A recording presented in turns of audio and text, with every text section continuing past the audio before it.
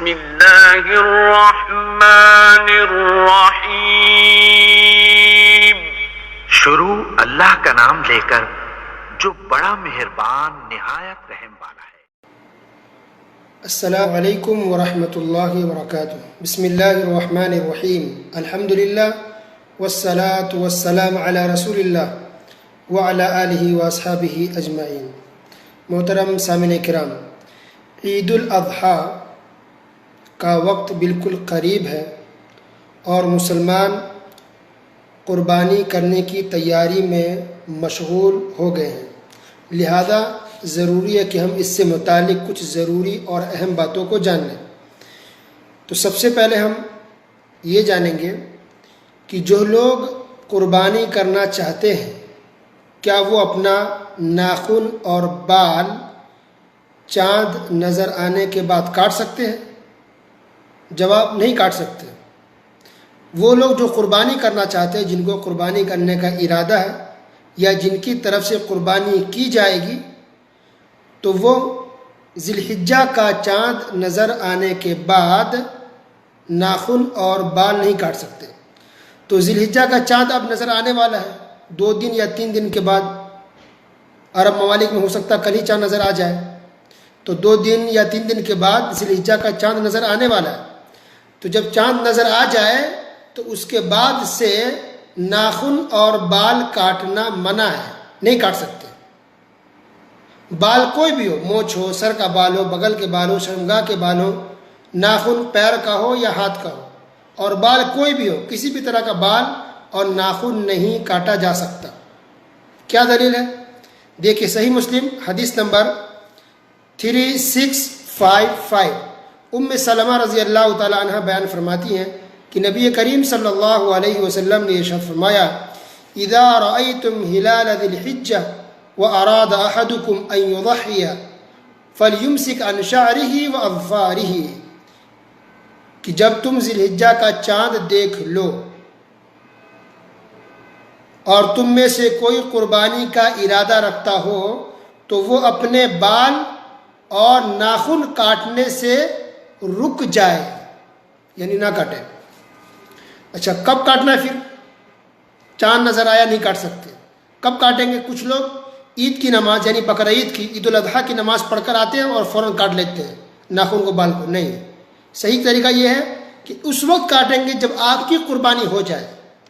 تو عید کی نماز یعنی عید الاضحیٰ کی نماز پڑھنے کے فوراً بعد اگر آپ کی قربانی ہو گئی تو آپ کاٹ سکتے۔ تو جب آپ کی قربانی ہوگی اس کے بعد آپ کو کاٹنا ہے۔ تو ہو سکتا ہے کسی کی قربانی پہلے دن نہ ہو پائے، کل ہو کر کے قربانی ہو تو کل کاٹیے آپ۔ کسی کی قربانی شام میں ہوگی تو شام میں کاٹیں گے، کل ہوگی قربانی تو کل کاٹیں گے آپ بال اور ناخن کو۔ اگر دوسرے دن بھی نہیں ہو پائے، اگر تیسرے دن ہو رہی ہے تو تیسرے دن کاٹیں گے، یعنی جب آپ کی قربانی ہو جائے گی اس کے بعد ناخن اور بال کو کاٹنا ہے، کیونکہ اس کی وضاحت موجود ہے۔ دیکھیے دلیل صحیح مسلم حدیث نمبر 1977، نبی کریم صلی اللہ علیہ وسلم نے ارشاد فرمایا کہ جس کے پاس قربانی کے لیے جانور ہو وہ ذی الحجہ کا چاند دیکھنے کے بعد قربانی کر لینے تک ہرگز اپنے بال اور ناخن نہ کاٹے۔ دیکھیے وضاحت ہے، قربانی ہو جانے تک بال اور ناخن نہیں کاٹنا ہے۔ تو جب آپ کی قربانی ہوگی تب آپ بال اور ناخن کو کاٹیں گے، ٹھیک ہے؟ اب رہی بات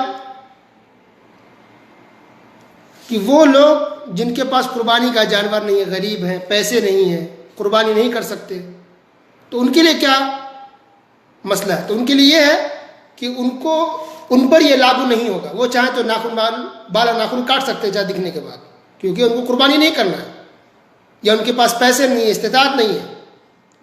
لیکن اگر وہ لوگ غریب ہیں، مسکین ہیں، یا پیسے کا انتظام نہیں ہو پایا، قربانی نہیں کر پائیں گے کسی بھی وجہ سے، لاک ڈاؤن کا مسئلہ ہے، اکثر کی حالت خراب ہے، تو اگر وہ چاہتے ہیں کہ قربانی نہیں کر پا رہے، غربت کی وجہ سے، تنگی کی وجہ سے یا کسی پریشانی کی وجہ سے، اور چاہتے ہیں کہ پھر بھی ان کو ثواب ملے اللہ کے فضل و کرم سے، تو وہ بھی اگر بال اور ناخن نہیں کاٹیں گے چاند دکھنے کے بعد، اور عید الاضحیٰ کی نماز پڑھنے کے بعد اگر جب کاٹیں گے تو انشاءاللہ ان کو بھی قربانی کا ثواب مل جائے گا۔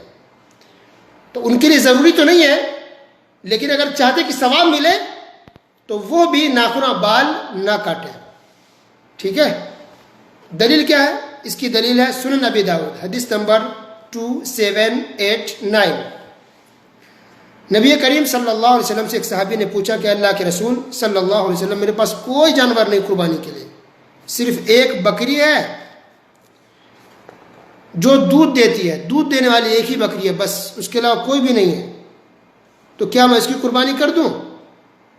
تو آپ نے فرمایا کہ نہیں، اس کی قربانی مت کرو، رہنے دو، لیکن ہاں تم اپنے بال اور ناخن مت کاٹو.